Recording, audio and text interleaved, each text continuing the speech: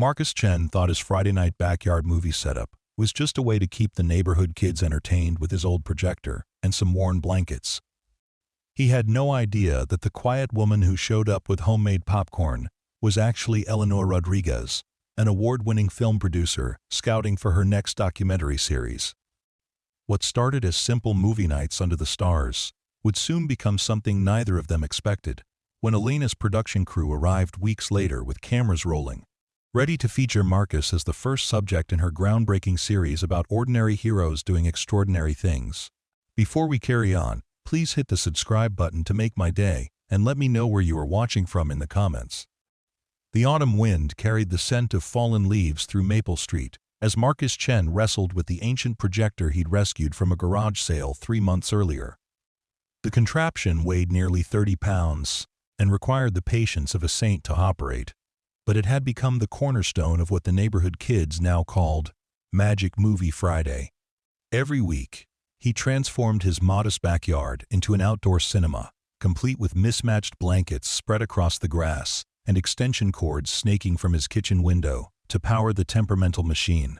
Marcus had never intended to become the unofficial entertainment coordinator for half the children on his block, but life had a way of pushing him into roles he never imagined.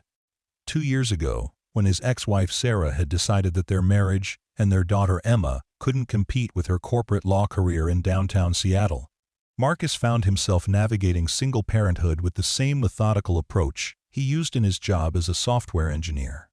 He researched parenting books, downloaded organizational apps, and created detailed schedules that would have impressed his most demanding clients. What he hadn't expected was how lonely Friday nights could feel in a house designed for a family of 3, now echoing with the absence of voices that once filled every room. The first movie night had happened almost by accident. Emma, now 8 years old with her mother's determined chin and his own contemplative dark eyes, had been complaining about being bored one October evening when the neighborhood kids gathered in the Hendersons' front yard, next door. Marcus watched from his kitchen window as his daughter pressed her face against the glass, clearly wanting to join but too shy to ask. Without fully thinking it through, he dragged the old projector from his garage, strung up a bedsheet between 2 oak trees, and invited everyone over for an impromptu screening of The Princess Bride. That first night had been chaotic. The projector overheated twice, the sheet kept billowing in the wind, and he'd burned the popcorn so badly that the smoke alarm woke up Mrs. Patterson 3 houses down. But when he saw Emma laughing alongside her friends, her small hand clutching a juice box while she explained Inigo Montoya's quest to 7-year-old Jake from across the street, Marcus knew he'd stumbled onto something important. Now, 12 weeks later, Magic Movie Friday had evolved into a neighborhood institution. Parents dropped off their children with sleeping bags and snacks, trusting Marcus to provide not just entertainment, but a safe space where kids could be kids without the constant buzz of tablets and phones. He'd learned to arrive home from work early enough to test the projector, arrange the seating area, and prepare enough snacks to feed what had grown from 3 children to sometimes 15 or more. Tonight felt different, though Marcus couldn't quite identify why. The October air carried an unusual crispness that made him think of new beginnings, and as he adjusted the projector's focus for the 3rd time, he noticed a moving truck parked in front of the old Victorian house that had sat empty for 6 months. The house, with its wraparound porch and original stained glass windows, had always seemed too grand for their modest street, and Marcus found himself curious about who might choose to call it home. "Mr. Chen, is the movie starting soon?" Emma's voice carried across the yard as she emerged from the house, carrying an armload of her favorite blankets, the ones with cartoon animals that she claimed she was too old for but still insisted on using every Friday night. Behind her trailed a group of regulars, Jake Henderson with his perpetually grass-stained knees, twins Lily and Rose whose parents owned the coffee shop downtown, and newcomer David Kim, whose family had moved from Mall Portland just as school started. "Give me 5 more minutes, kiddo," Marcus called back, making one final adjustment to the projector lens. The machine hummed with its familiar mechanical wheeze, a sound that had become as comforting as it was annoying. He'd learned its moods over the months, knew exactly which angle would prevent the image from drifting, Which setting would keep the colors from looking like a 70s photograph? As the children settled onto the blankets, with the practiced efficiency of a well-rehearsed routine, Marcus noticed a figure approaching from the direction of the Victorian house. In the gathering dusk, he could make out a woman walking slowly up his driveway, carrying what appeared to be a large bowl. She moved with a measured confidence that suggested she was comfortable in unfamiliar situations, and as she drew closer, Marcus could see she was probably in her late 30s. With shoulder-length dark hair and the kind of deliberately casual clothing that somehow looked more expensive than it should. "Excuse me," she said, her voice carrying a slight accent that Marcus couldn't immediately place. "I hope I'm not intruding. I'm Elena Rodriguez. I just moved into the house down the street." She gestured toward the Victorian with her free hand while balancing the bowl with the other. "I couldn't help but notice the movie setup, and I thought you might be able to use some extra popcorn."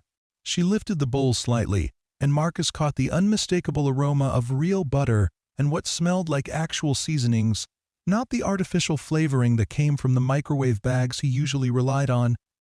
The scent was rich and complex, carrying hints of garlic and what might have been Parmesan cheese, a far cry from his usual Friday night fare. "That's incredibly thoughtful," Marcus said, accepting the bowl and immediately understanding why she'd needed both hands to carry it. The ceramic container was substantial and warm, filled with what appeared to be gourmet popcorn that put his usual offerings to shame. "I'm Marcus Chen, and this is our weekly movie night. You're welcome to stay if you'd like." Elena's smile was genuine, but carried an edge of something Marcus couldn't identify, as if she was evaluating the situation in ways that went beyond simple neighborly politeness.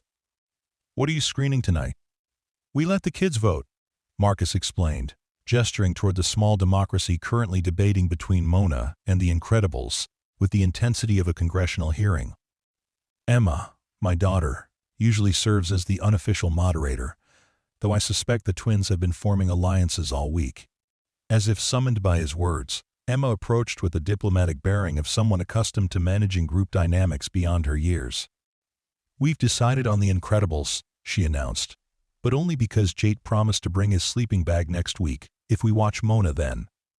Elena knelt down to Emma's eye level with a fluid motion that suggested she was comfortable with children, despite having no obvious kids of her own.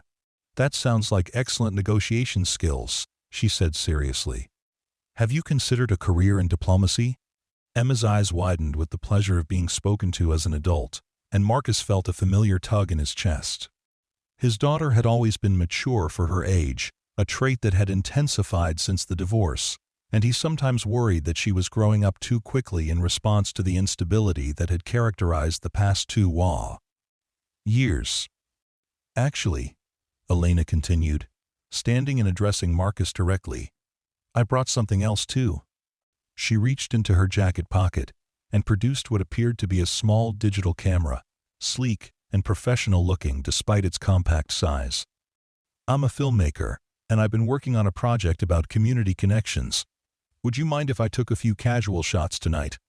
Nothing intrusive, just some candid moments of the kids enjoying the movie." Marcus felt his protective instincts engage immediately.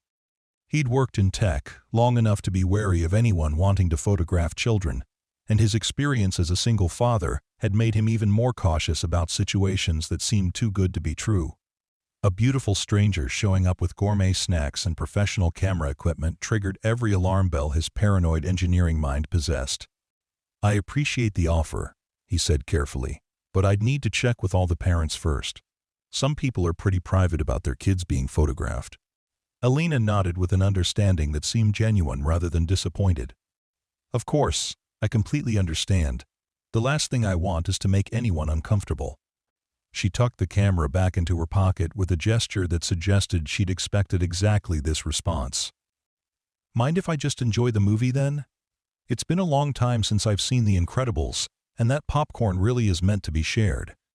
Something in her tone convinced Marcus that her interest was genuinely neighborly rather than professionally motivated, and he found himself relaxing slightly. "Pull up a blanket," he said, gesturing toward the viewing area where the children had arranged themselves in a semicircle that left plenty of room for adults. Fair warning though, Jake provides running commentary throughout most films, and the twins have been known to correct historical inaccuracies, even in animated movies. As if to prove his point, Jake's voice rose above the pre-movie chatter. "Mr. Chen, do you think superheroes have to pay taxes on their superhero money?" "That's actually a really good question," Marcus replied, settling onto a blanket near the projector where he could monitor the equipment while still enjoying the film. "What do you think?" Elena positioned herself on a blanket, slightly apart from the main group, close enough to participate but far enough away to observe. And Marcus noticed that she seemed to be watching the children's interactions with the same intensity that most people reserved for the actual movie. Her attention was focused and analytical, as if she was cataloging details that others might miss, and despite her earlier agreement to put the camera away, Marcus had the distinct impression that she was still very much in documentation mode. The opening credits of The Incredibles began rolling across the makeshift screen, and the familiar Pixar logo drew cheers from the assembled audience. Marcus had seen this particular film at least 8 times since Emma had discovered it 6 months ago. But he never tired of watching his daughter's face during the opening sequence, the way her expression shifted from anticipation to delight as the story unfolded. Tonight, however, he found himself stealing glances at Elena, trying to understand what had brought a filmmaker to their quiet street, and whether her presence at movie night was as coincidental as it appeared. She laughed at the appropriate moments, seemed genuinely engaged with the story, and even answered Jake's whispered questions about superhero logistics, with the kind of detailed responses that suggested she'd given brass thought to such matters before.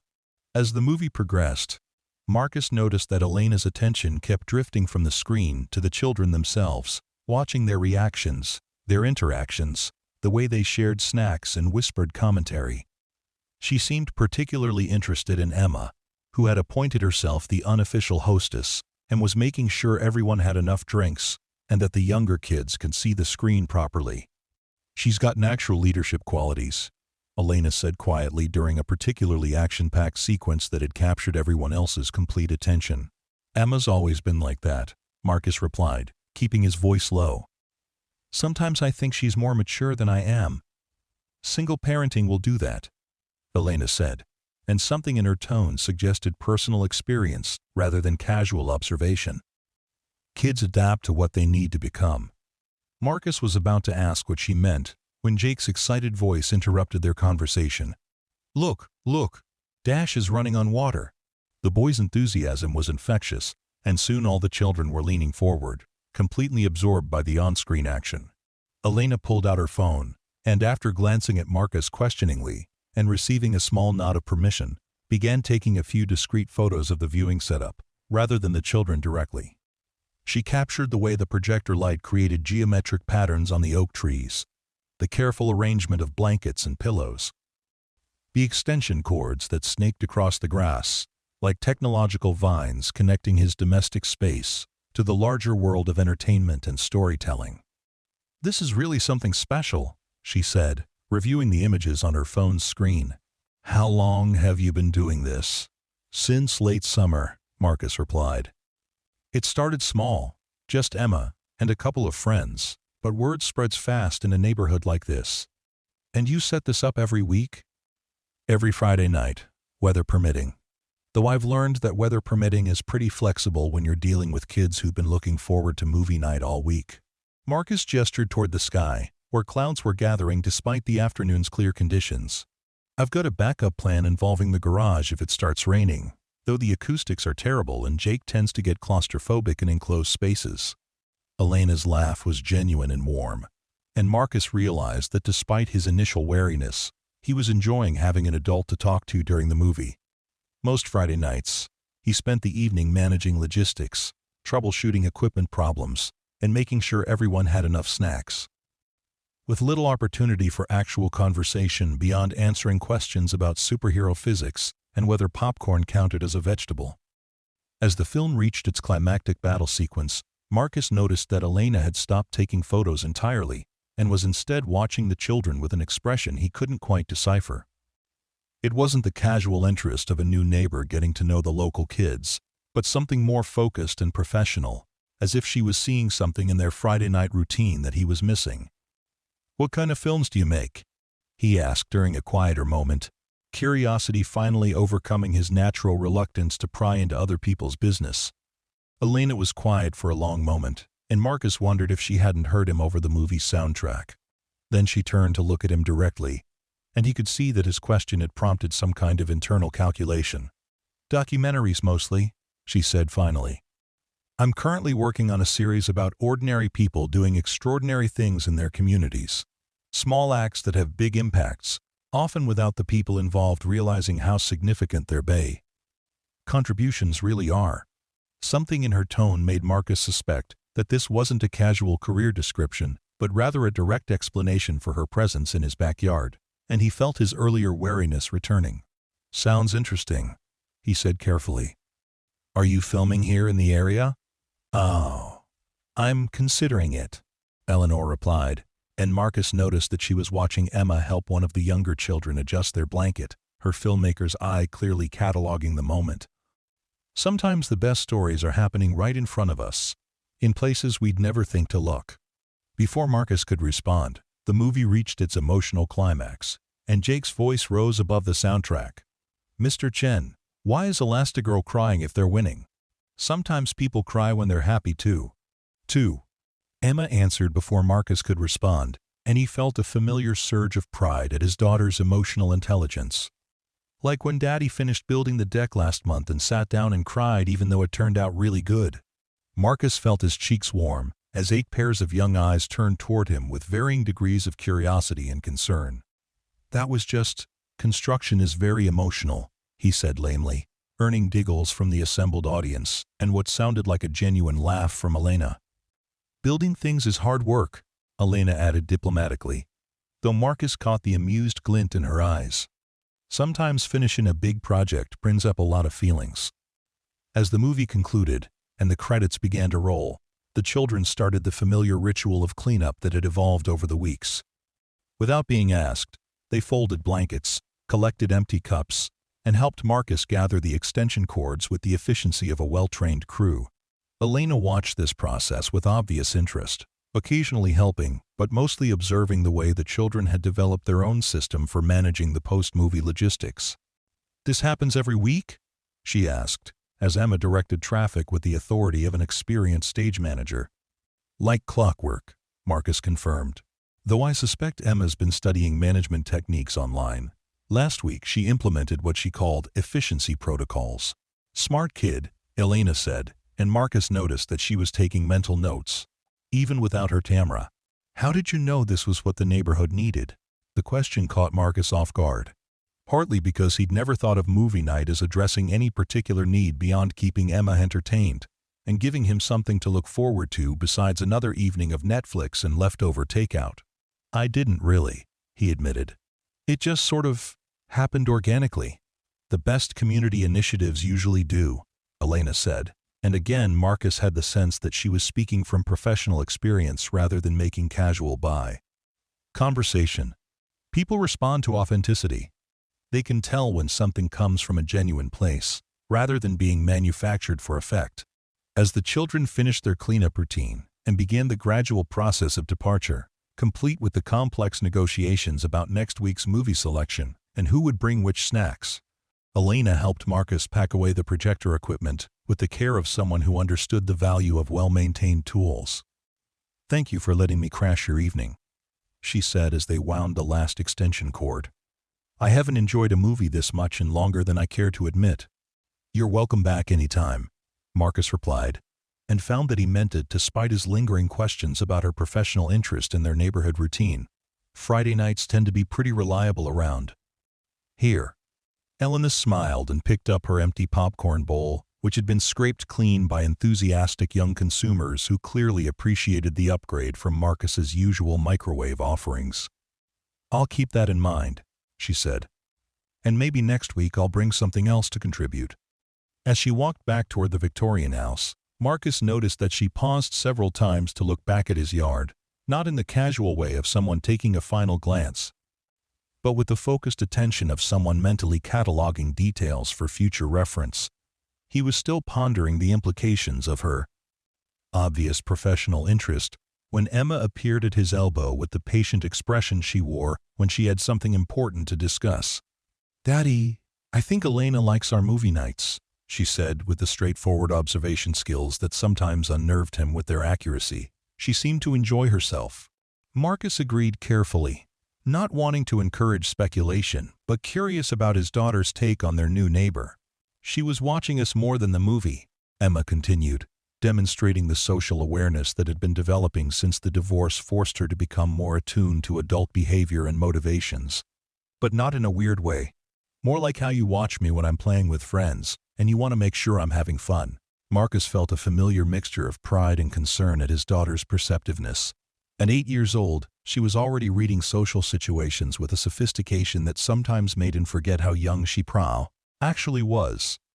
And he wondered if her increased sensitivity to adult behavior was a positive adaptation, or a sign that she was taking on emotional responsibilities that should belong to the grown-ups in her life. "What did you think of her?" he asked as they carried the last of the equipment toward the house. Emma considered this question with the seriousness she brought to all matters of social evaluation. "I think she's nice, but also kind of sad," she said finally. "Like maybe she doesn't have many friends yet because she just moved here." "That's very thoughtful of you," Marcus said, though privately he suspected that Elena's interest in their movie night had less to do with loneliness and more to do with whatever documentary project she was working on. Still, Emma's compassionate interpretation reminded him that not every adult interaction needed to be viewed through the lens of potential complications or hidden agendas. Over the following week, Marcus found himself thinking about Elena's presence at movie night more than he probably should have. His work as a software engineer typically occupied his mental energy completely during business hours. But he caught himself wondering what kind of documentaries she made, whether her interest in their neighborhood was purely professional, and what she'd meant about ordinary people doing extraordinary things without burr. Realizing it, by Thursday evening, as he tested the projector and made his weekly trip to the grocery store for snacks, Marcus had convinced himself that Elena's appearance had been a one-time occurrence. The kind of neighborly gesture that new residents sometimes made before settling into their normal routines. He selected his usual assortment of microwave popcorn and juice boxes, comfortable in the familiar predictability of his Friday night preparations. Friday afternoon brought the first real rain they'd had in weeks, and Marcus spent his lunch break checking weather forecasts with the obsessive attention to detail that his coworkers had learned to recognize as a sign that movie night was in jeopardy. The predictions were mixed, suggesting that the rain might stop by evening, but with no guarantee of dry conditions lasting long enough for an outdoor screening.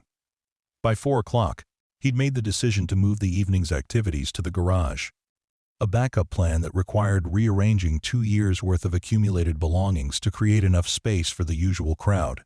He spent an hour moving boxes, relocating his workbench, and stringing lights to compensate for the garage's single overhead bulb, transforming the utilitarian space into something that might pass for cozy if viewed with sufficient imagination and low expectations. Emma arrived home from school to find him arranging folding chairs in rows that mimicked movie theater seating, and her face immediately brightened with the satisfaction of someone whose evening plans had been secured despite adverse conditions. "Garage movie night," she announced with enthusiasm that suggested this was an upgrade rather than a compromise. "Jake's going to love this. He's been asking about seeing your workshop forever." As if summoned by her words, Jake Henderson appeared at the garage door with his usual perfect timing, followed by the twins and David Kim, all sporting rain jackets that suggested their parents had also been monitoring weather forecasts throughout the day. The children surveyed the modified space with approval, immediately claiming seats and beginning their traditional debate about movie selection with the comfortable familiarity of people who had been through the SIA process many times before. Marcus was adjusting the projector angle to account for the garage's different dimensions when he noticed Elena approaching from the street, carrying what appeared to be 2 large thermal bags and wearing a rain jacket that looked both functional and considerably more expensive than anything he owned. She paused at the threshold of the garage, clearly aware that entering someone's workspace represented a different level of social territory than joining a backyard gathering. "I hope I'm not overstepping," she said, holding up the thermal bags. "I brought hot chocolate and some homemade cookies. Figured the weather might call for something warming." The children's reaction was immediate and enthusiastic, with Jake practically bouncing in his folding chair at the prospect of hot chocolate, and even Emma abandoning her usual measured responses in favor of unguarded excitement. Marcus found himself genuinely touched by Elena's thoughtfulness, even as he continued to wonder about the professional motivations that might underlie her neighborly gestures. "That's incredibly generous," he said, helping her with the thermal bags and immediately catching the rich aroma of real chocolate and what smelled like cinnamon. "Though I have to warn you, garage acoustics are pretty terrible, and the seating's not exactly luxury standard. Sometimes the best movie experiences happen in the most unexpected places." Eleanor replied, and Marcus noticed that she was taking in the details of his workshop setup with the same focused attention she'd brought to the previous week's outdoor screening. Her gaze lingered on his workbench, the carefully organized tools. The half-finished woodworking project that he'd been neglecting since movie nights began consuming his Friday evenings. As Elena distributed hot chocolate in what appeared to be actual ceramic mugs rather than disposable cups, Marcus realized that she'd come prepared for garage movie nights specifically, not just adapted to the weather change. The thermal bags, the mugs, even her rain jacket suggested advanced planning rather than spontaneous, neighborly impulse, reinforcing his suspicion that her interest in their weekly routine went beyond casual social engagement. "What are we watching tonight?" End quote.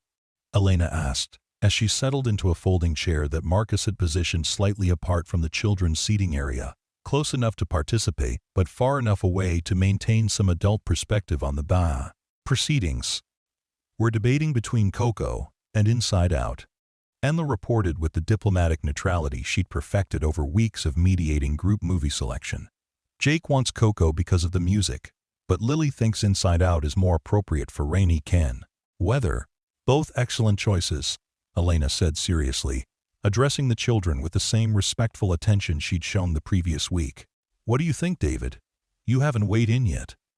David Kim, who tended toward shyness in group settings, looked pleased to be consulted directly. "I like both movies," he said carefully, "but maybe Inside Out because it's about feelings, and rainy days make me think about feelings more." Marcus felt a familiar surge of affection for the thoughtful way the children approached their weekly decision-making process. But he also noticed that Elena was watching David's response with particular interest, as if his comment about rainy days and feelings had triggered some kind of professional recognition.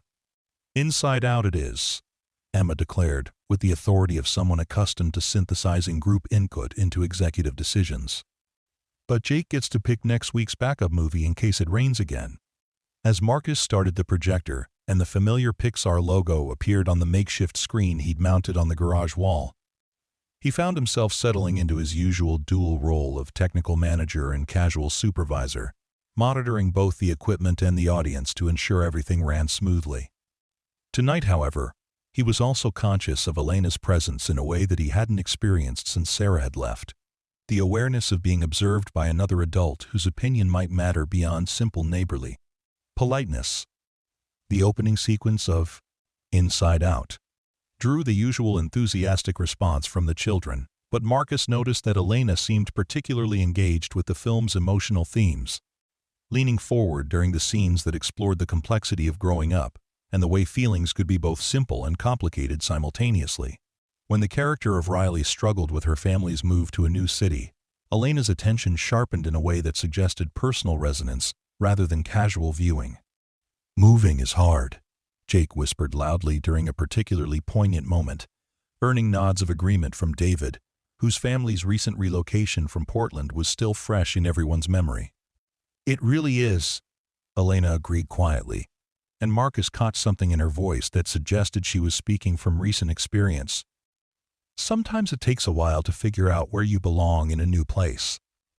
Emma, demonstrating the social sensitivity that sometimes surprised Marcus with its sophistication, turned to address Elena directly. "Is that why you moved to our street? To figure out where you belong?"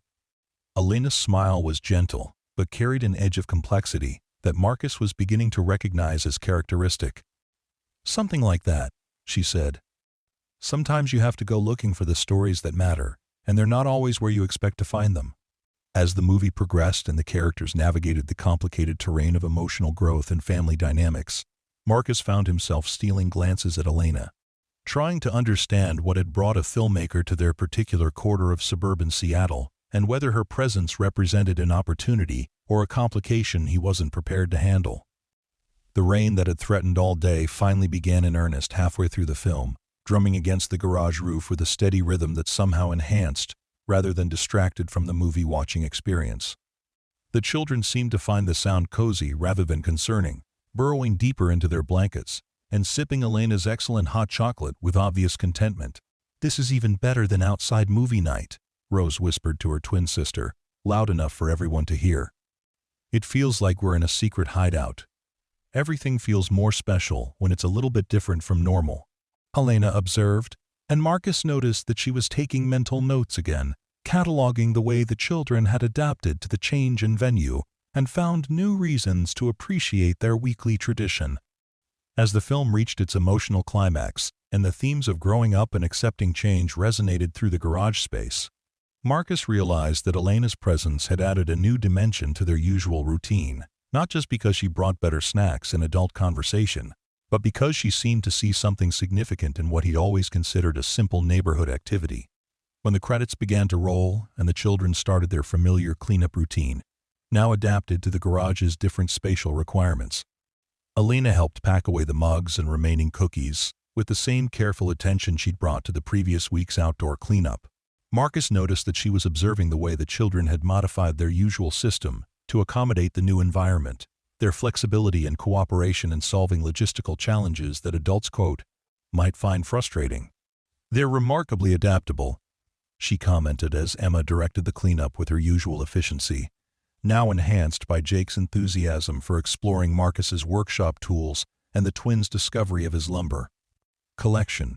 "Kids are generally pretty good at rolling with changes," Marcus replied, though privately he was impressed by how smoothly the evening had proceeded despite the venue change. "Though I suspect Emma's been practicing her management skills on YouTube again." As the children completed their cleanup and began the gradual departure process, complete with negotiations about next week's movie selection and promises to check weather forecasts in advance, Elena lingered in the garage, examining Marcus's woodworking tools with obvious interest. "You made all this yourself?" she asked, gesturing toward the built-in shelving system that lined one wall, the carefully organized tool arrangement, and the workbench that he'd constructed to exact specifications for his weekend projects. "Most of it," Marcus confirmed, feeling slightly self-conscious about the attention being paid to his hobby workspace. "I like building things in my spare time. It's a good counterbalance to spending all day working with code." Eleanor ran her hand along the workbench edge with the appreciation of someone who understood craftsmanship. "This is beautiful work," she said genuinely. "How long have you been woodworking?" "Since college, really, but more seriously since Emma was born. There's something satisfying about creating something physical that will last, especially when most of my day job involves digital products that become obsolete in a few years." "And you built the movie night setup yourself too?" "The screen mounting system, yeah, and I modified the projector housing to make it more weather-resistant." Marcus found himself explaining the technical details of his Friday night infrastructure, the problem-solving process that had led to his current setup, the iterations and improvements he'd made over the weeks as he'd learned what worked and what didn't. Elena listened with focused attention that went beyond polite interest, asking questions that demonstrated genuine understanding of both the technical and social challenges involved in creating a sustainable community activity. Her queries were specific and thoughtful, suggesting familiarity with the kinds of logistical considerations that most people wouldn't think to explore. "This is really impressive," she said finally, gesturing toward both the workshop and the movie night setup. "You've created something that brings people together every week, solves complex technical problems, and does it all in a way that feels effortless to the participants. That's not a small accomplishment."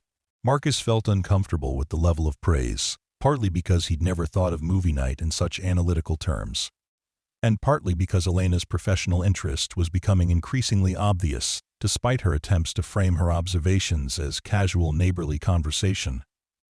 "It's just a fun way to spend Friday evenings," he said, deflecting the compliment in the way that had become habitual since Sarah had left him uncertain about his competence in most areas of life beyond software. Engineering. Emma enjoys it. The kids have something to look forward to, and it's better than spending the night watching Netflix alone. Elena's expression shifted, and Marcus realized that his last comment had revealed more about his personal situation than he'd intended. Her filmmaker's instincts had clearly caught the note of loneliness that he'd tried to keep out of his voice, and he found himself wondering what other details she'd been cataloging over the past 2 weeks. "Well," she said diplomatically, "whatever your motivations, you've created something special here.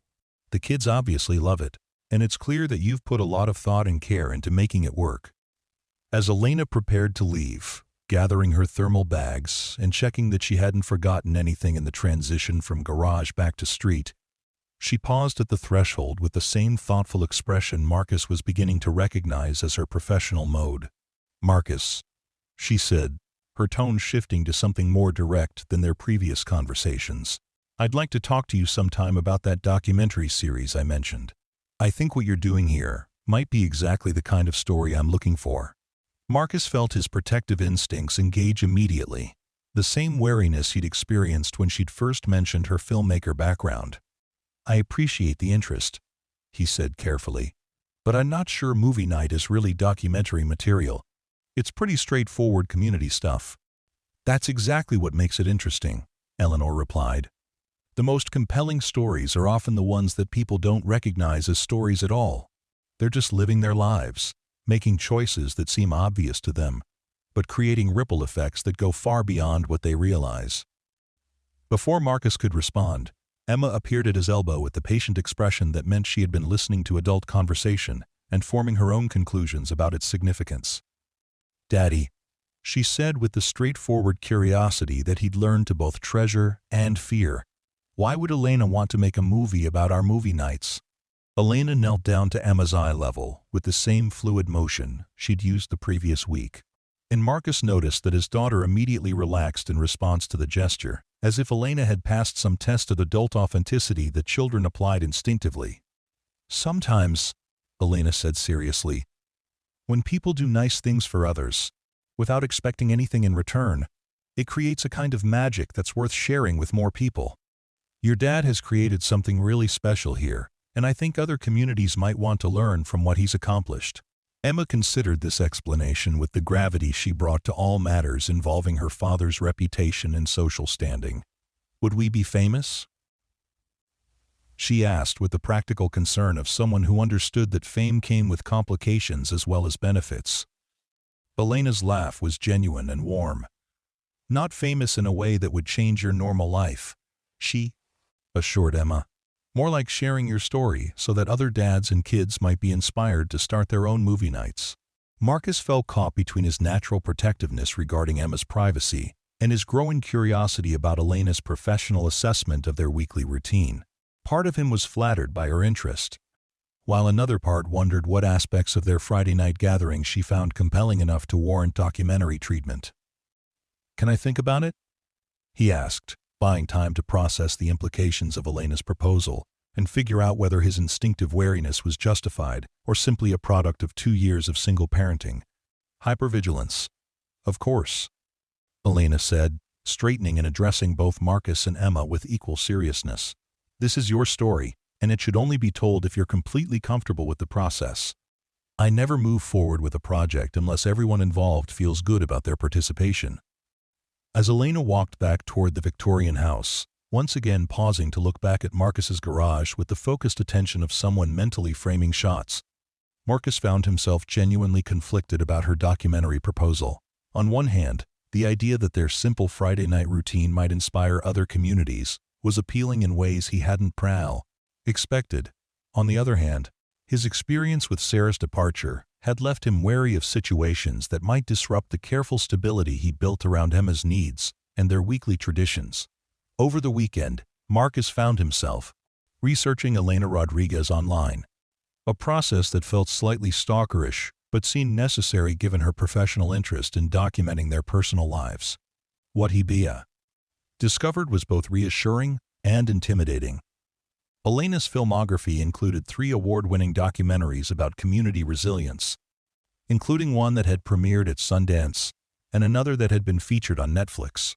Her work focused on ordinary people creating extraordinary impacts through simple acts of dedication and care, exactly the theme she'd described during their conversation.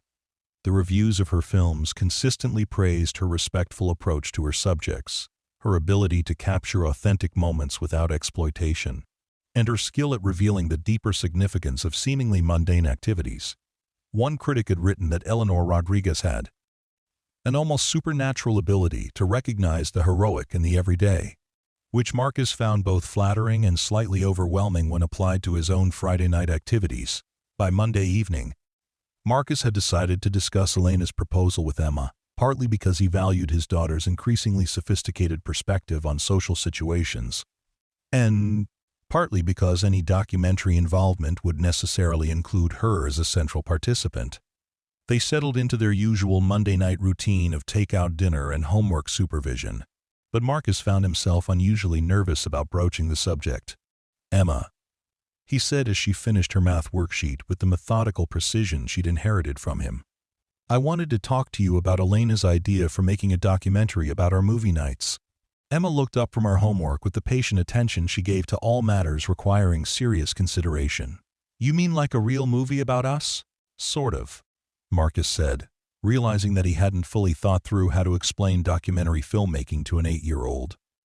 "It would be more like a story about how our Friday night movies bring the neighborhood together and how that might inspire other families to create their own community activities."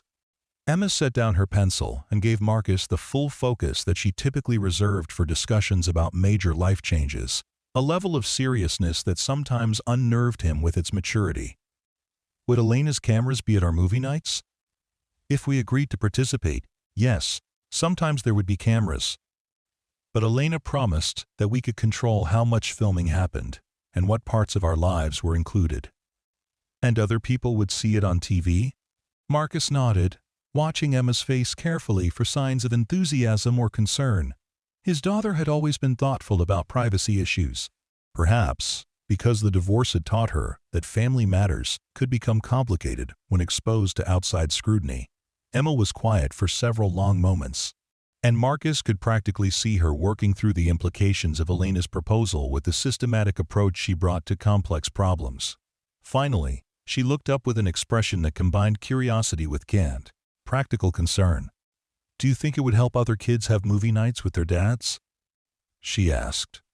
The question caught Marcus off guard, partly because it revealed Emma's sophisticated understanding of their Friday night activities as something that addressed a specific need, and partly because it suggested she was evaluating Elena's proposal in terms of its potential benefit to other families rather than its impact on their own lives. "It might," Marcus said honestly. "Elena seems to think that showing how we've built our community tradition could inspire other neighborhoods to try similar activities." Emma nodded with the satisfaction of someone whose analysis had reached a logical conclusion. "Then I think we should do it," she said simply. "But only if Elena promises not to film me when I'm having a bad day or when Jake is being too loud during the movies." Marcus felt a familiar surge of pride at his daughter's ability to identify her own boundaries while still maintaining openness to new experiences. Emma's practical approach to Elena's proposal reflected a maturity that sometimes made him forget how young she actually was, but also suggested that she was developing the kind of thoughtful decision-making skills that would serve her well throughout her life. "I'll make sure Elena understands your conditions," Marcus promised. "And we can stop participating any time if it stops feeling comfortable."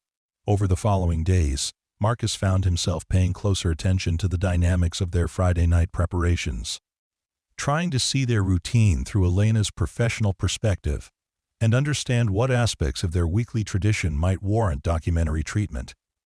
He noticed details that had become so familiar as to be invisible. The way Emma had developed efficient systems for managing group snacks and seating arrangements, the careful consideration the children gave to movie selection, the natural leadership that emerged among kids who might be shy in other social contexts. By Thursday evening, Marcus had made his decision to accept Elena's proposal. though he insisted on a preliminary conversation to establish clear boundaries about filming schedules, privacy protections, and editorial control. Elena agreed immediately to a coffee meeting, suggesting a level of professionalism that reinforced Marcus's growing confidence in her respectful approach to documentary subjects. They met Saturday morning at the coffee shop owned by the twins' parents, a cozy space that Elena had chosen specifically because it was neutral territory within their shared neighborhood community. Marcus arrived early, partly from habit and partly from nervousness, and spent several minutes reviewing the list of questions and concerns he'd prepared on his phone. Elena arrived exactly on time, carrying a leather portfolio that looked both professional and well-used, and ordered what appeared to be her usual drink with the familiarity of someone who had quickly established en passe neighborhood routines. She settled across from Marcus with the same focused attention he'd observed during their previous conversations, but now directed specifically toward the business at hand. "I really appreciate you considering this project," she said, opening her portfolio to reveal a thick folder of documents and photographs. "I know it's a big decision, especially when it involves Emma and the other neighborhood kids." Marcus nodded, grateful that Elena had acknowledged the complexity of his position as both a participant and a parent responsible for protecting his daughter's interests. "I've been doing some research on your previous work," he said, which earned a smile that suggested Elena had expected exactly this kind of due diligence. "Good," she said simply. "I'd be concerned if you didn't. What questions do you have?" For the next hour, they worked through Marcus's carefully prepared list of concerns about filming schedules, privacy protections, editorial control, and compensation. Elena's responses were detailed and thoughtful, demonstrating familiarity with the ethical complexities of documentary work involving children and communities. She showed Marcus examples of release forms from previous projects, explained her collaborative editing process, and outlined specific protections for participants who decided to withdraw from filming. What impressed Marcus most was Elena's insistence that the documentary should serve the community first and the film second, meaning that, if participation in the project began to negatively impact their Friday night tradition, filming would stop immediately, regardless of production schedules or budget considerations. "The story only works if it's authentic," Elena explained, showing Marcus photographs from her previous documentaries that captured genuine moments of community connection without obvious staging or manipulation. "The moment we start prioritizing the film over the actual relationships and activities we're documenting, we lose everything that makes the story worth telling." As their conversation progressed, Marcus found himself genuinely excited about Elena's vision for the project and impressed by her commitment to ethical documentation practices. Her previous work demonstrated a consistent ability to reveal the profound significance of ordinary activities without exploiting or sensationalizing her subjects. Exactly the approach that would be necessary for a project involving his family and neighbors. "When would filming start?" Marcus asked, realizing that his questions had shifted from whether to participate to how the process would work practically. "I'd like to spend a few more weeks just observing and getting to know everyone better," Elena said. "The best documentary moments happen when people forget the cameras are there, which means building real relationships first and establishing trust with all the participants." They spent another 30 minutes discussing logistics, timelines, and creative vision, with Elena showing Marcus examples of her previous work and explaining how she approached the challenge of documenting community activities without disrupting their natural flow. By the time they parted ways, Marcus felt confident that Elena's project would enhance rather than exploit their Friday night tradition, and that Emma's participation would be both meaningful and carefully protected. That evening, Marcus explained his decision to Emma, who received the news with the thoughtful satisfaction of someone whose recommendation had been taken seriously. She asked several practical questions about cameras and filming schedules, then returned to her weekend homework with the matter-of-fact acceptance that had characterized her approach to most major life changes over Crete. The past 2 years. Friday night brought the return of clear weather and outdoor movie screening, which Elena attended with her usual combination of neighborly participation and professional observation. This time, however, Marcus found himself conscious of being documented even before any cameras appeared. Aware that Elena was cataloging details and interactions that would eventually become part of a larger narrative about community building and ordinary heroism, the evening proceeded with the familiar rhythm that had developed over months of Friday night gatherings, but Marcus noticed that Elena's presence had subtly shifted the dynamic in ways that were both interesting and slightly concerning. The children seemed more aware of performing their roles as thoughtful movie night participants, while parents who dropped off kids lingered longer to chat with the filmmaker who was documenting their neighborhood activities. "This is really happening, isn't it?" Jake asked as they set up the projector, his excitement about being part of a documentary project evident in his unusually careful attention to his cleanup responsibilities. "It's really happening," Marcus confirmed, though privately he was still processing the implications of having agreed to share their private family tradition with a wider audience through Elena's professional lens. As the weeks passed, and Elena became a regular presence at Friday night movie screenings, Marcus began to understand what she meant about the difference between ordinary activities and extraordinary impacts. Through her questions and observations, he started to see their weekly tradition as something more significant than simple entertainment.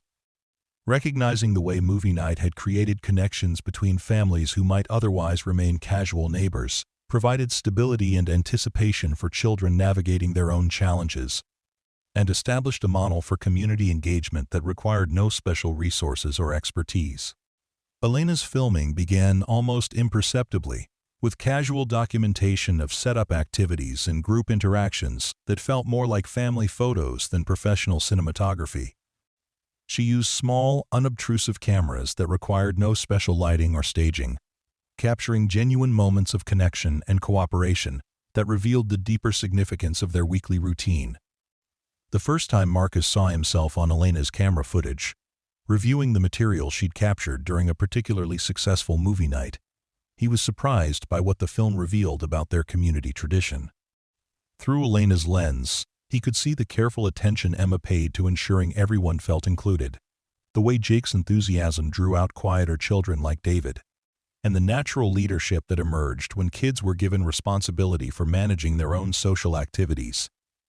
"This is what I saw that first night," Elena explained, as they watched footage of the children working together to solve a projector technical problem while Marcus was inside getting replacement batteries.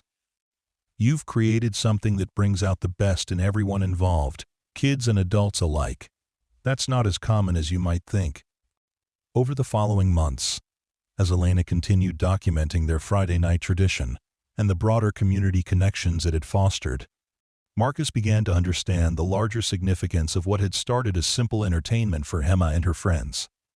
Through Elena's professional perspective, he could see how their weekly movie nights had become a model for the kind of organic community building that could happen when someone took responsibility for creating regular opportunities for connection and shared experience. The documentary project evolved into something larger than Marcus had initially imagined, incorporating interviews with parents who had been inspired to start their own community activities, footage of other neighborhoods that had adapted Marcus's model for their own circumstances, and broader exploration of how individual initiative could create lasting social change without requiring institutional support or professional expertise. When Elena's documentary series premiered 6 months later, featuring Marcus and Emma's movie night as the first episode in a collection of stories about ordinary heroes creating extraordinary community impacts, Marcus was amazed to see their simple Friday night routine presented as an example of grassroots community building that had influenced dozens of similar initiatives across the Pacific Northwest. The episode opened with footage of their familiar Friday night setup, Emma's efficient management of group dynamics, and the natural cooperation that had evolved among children who had learned to take collective responsibility for their shared entertainment. But Elena's editing revealed layers of significance that Marcus had never recognized, showing how their weekly tradition had created lasting connections between families, provided stability for children navigating various challenges, and demonstrated that meaningful community engagement required nothing more than consistency, generosity, and genuine care for others' well-being. The response to Elena's documentary exceeded everyone's expectations, with viewers from across the country reaching out to share their own stories of community initiatives inspired by Marcus's example. Schools began incorporating movie night models into their community engagement programs. Neighborhood associations used Elena's film as a template for creating their own regular gathering activities. And parenting groups discussed the documentary as an example of how single parents could create supportive social networks through simple, consistent efforts. For Marcus, the most meaningful impact of Elena's project was the way it had revealed the true significance of what he'd created for Emma and their neighbors.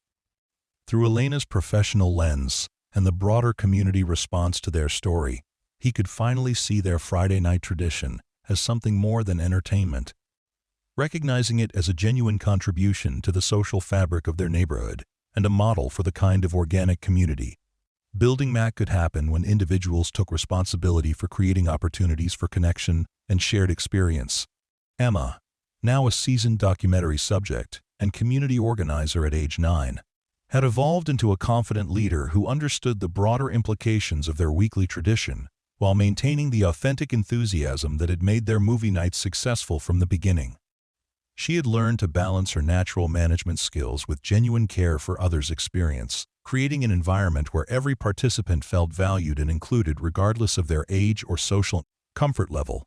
As Marcus watched Elena's documentary about their story, he realized that what had started as a simple solution to Friday night loneliness had become something much larger, a demonstration of how individual initiative and consistent care could create lasting positive change in a community. Through Elena's respectful documentation and thoughtful editing, their ordinary Friday night routine had been revealed as an extraordinary example of how heroes could be found in the most unexpected places, doing the most everyday things, creating impacts that rippled far beyond their original intentions or awareness. The documentary had not only preserved their story, but amplified its significance, inspiring countless other communities to create their own versions of what Marcus and Emma had built in their backyard. Elena's project had transformed their simple movie nights into a catalyst for broader social change, proving that the most powerful community initiatives often began with the smallest acts of generosity and care, sustained by nothing more complex than showing up consistently and caring genuinely about others' well-being and happiness. In the end, Marcus understood that Elena had seen something in their Friday night tradition that he had been too close to recognize himself. The profound significance of ordinary people doing extraordinary things without realizing the true scope of their impact. Creating community connections and positive change through simple acts of dedication and care that rippled far beyond their original intentions, touching lives and inspiring others in ways that could never be fully measured as or understood.